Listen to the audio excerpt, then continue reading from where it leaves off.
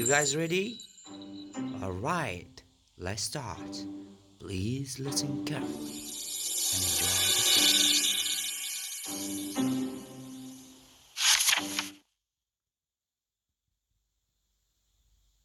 A poor miller had three sons. When he died, all that he left behind was a mill, a donkey, and a cat. Since I am the oldest, said his first son, I'll take the mill. The second son quickly added, and I am next, I'll take the donkey. They looked at their younger brother Marcus. How lucky you are! You shall have the cat, the brother said and laughed out loud. The poor fellow shook his head as his brothers left. It was not fair at all. My brothers can make a fine living with the mill and the donkey. But what about me? I'm stuck with Puss, said Marcus, wringing his hands in despair. Puss had been listening. He stretched and yawned loudly. Now, you won't have to worry when I am around, Puss said. All I'll need is a bag and a hand, some pair of boots, and I'll be able to take care of us both. Sure you will, thought Marcus. But to be fair, he had seen Puss use many tricks to catch mice and rats. If nothing else, they wouldn't go hungry.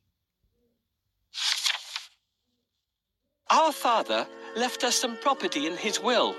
I can't help thinking that it's been divided unfairly. Do you remember what I got?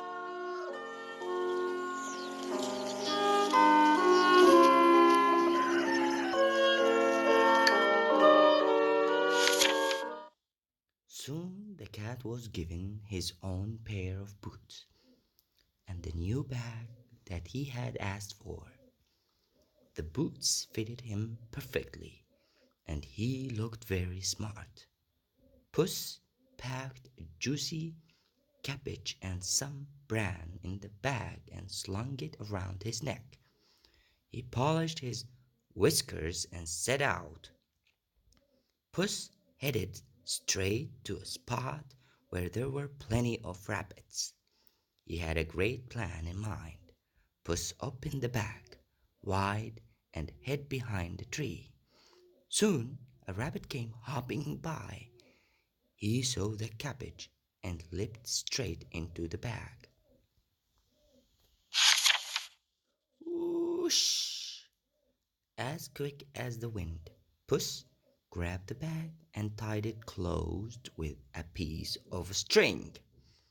With the rabbit in his bag, Puss walked straight over to the king's palace.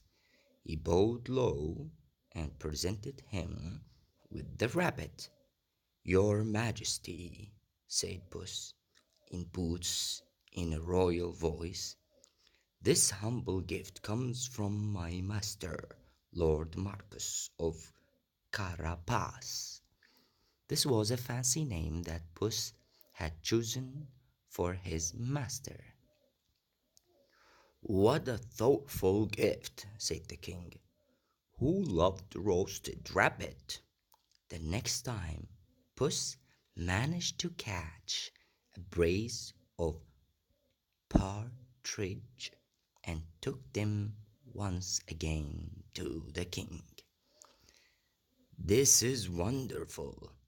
Tell your master I am very pleased, said the king, who loved partridge stew even more. This went on for 2 months.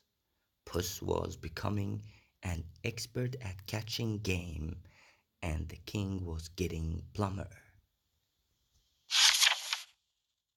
First, I need a bait for the rabbit. What do you think rabbits love to eat?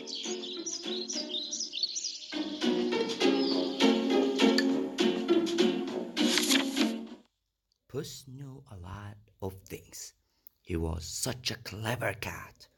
For instance, He knew just when and where the king would be out riding in his carriage with his daughter.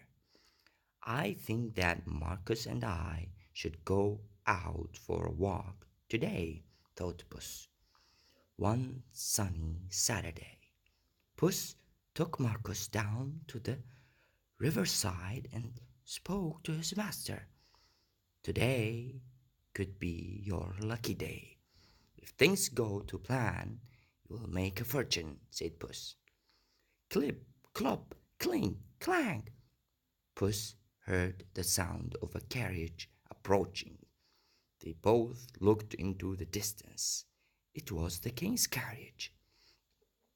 What should I do? Marcus asked, ready to obey. He had grown happier with the food Puss brought in every day. Go and bathe in the river. I'll take care of everything else, said Puss. Is that all? Cried Marcus. He pulled off his clothes and jumped into the river at once. Splash! Quickly, Puss hid his master's clothes behind a rock. Help! My master is drowning. Somebody save him, Puss wailed. He was trembling from head to foot.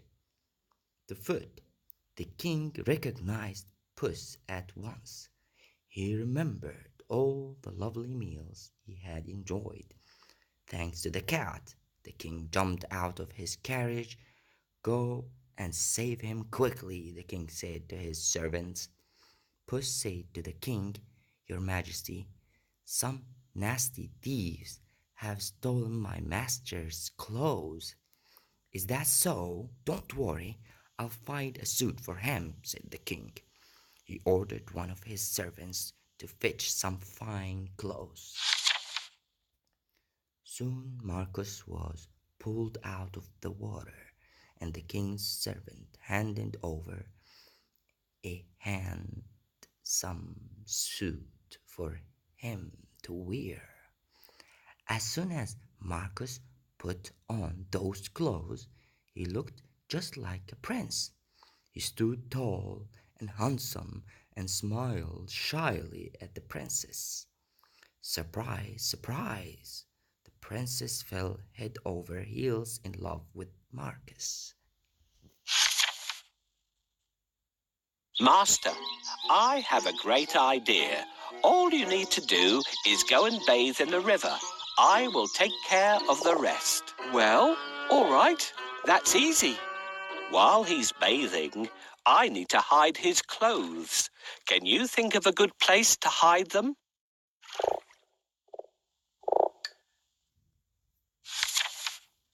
Puss grinned. Things were going just as he had planned, but he had more work to do. If you will excuse me, I'll go and make suitable arrangements to receive our king at the castle, Puss said. Marcus was puzzled because he didn't live in a castle, but he kept quiet. Puss ran ahead and met some men mowing the fields.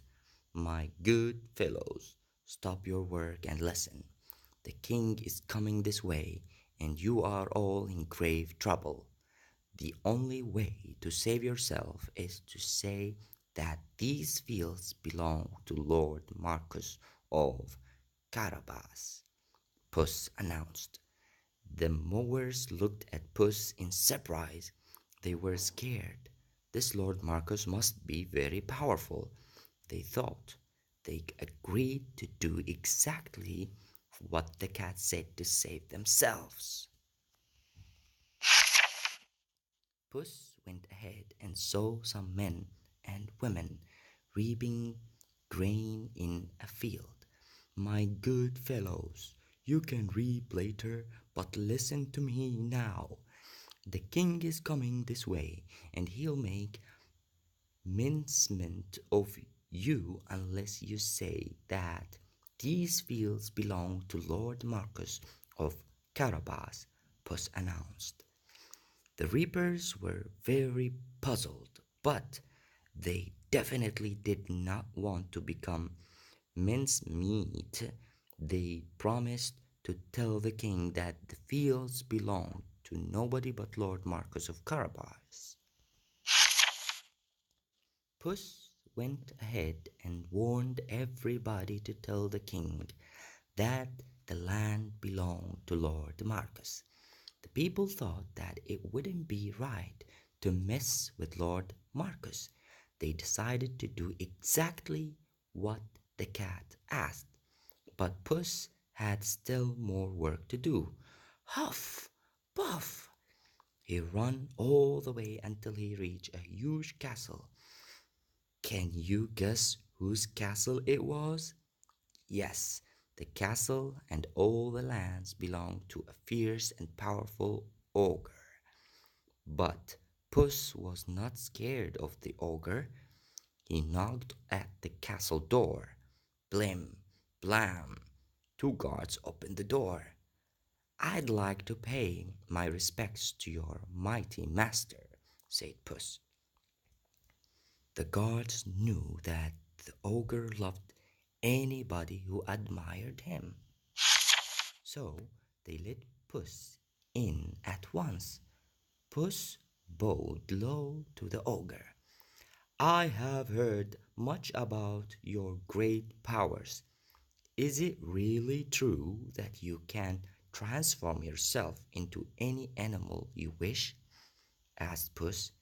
Even a lion? Watch me, said the ogre. Right before Puss's eyes, he transformed himself into a mighty lion. He roared so fiercely that Puss sprang up the curtains in fright. The ogre laughed loudly.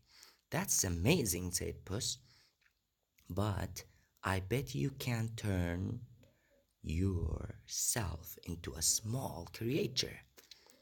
That's the most difficult thing in the world. I can, said the ogre. No, no, it would be impossible for a mighty ogre to turn into something like, for instance, a mouse, said Puss. Oh, really? Asked the ogre, snapping his finger. Boom! The ogre became a tiny mouse and scurried across the room. Quick as lightning, Puss bounced on the mouse and ate it in one gulp. Slurp! Puss licked his lips. He clapped his hands 3 times and summoned all the people living in the castle. The ogre is no more, Puss announced. Will you accept Lord Marcus of Carabas as your master?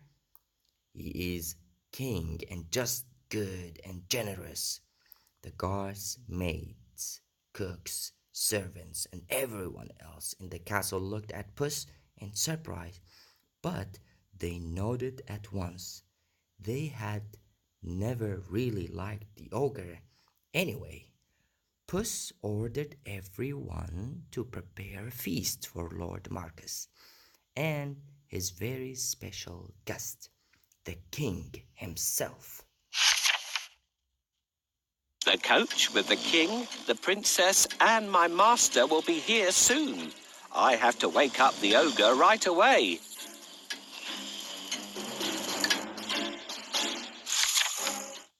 Meanwhile, the king traveled through the countryside speaking to the people.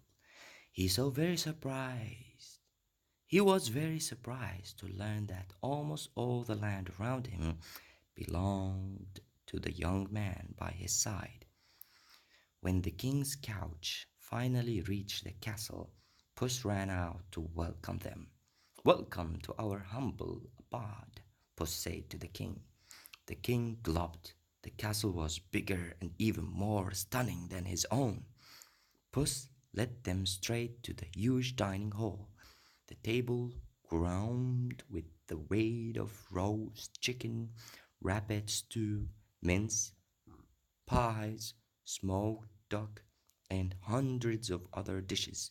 The king was in seventh heaven after eating the great feast and sipping the finest wine he had ever tasted. The king said, "My dear Lord Marcus, I'd be delighted if you would marry my only daughter." Marcus smiled at the princess. "I will, if the princess wishes to live with me," said Marcus shyly. The princess was so happy that she wanted to dance all around the castle. She blushed in delight and nodded. They married and lived happily ever after. And so did Puss, because loyal Marcus made him a lord of the castle.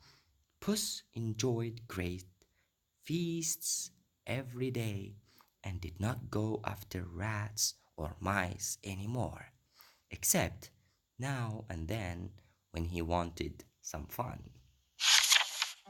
The end. Do you like this book? Please subscribe and like. Thank you for listening. Have a great day. Bye bye. Close. Bye bye. See ya.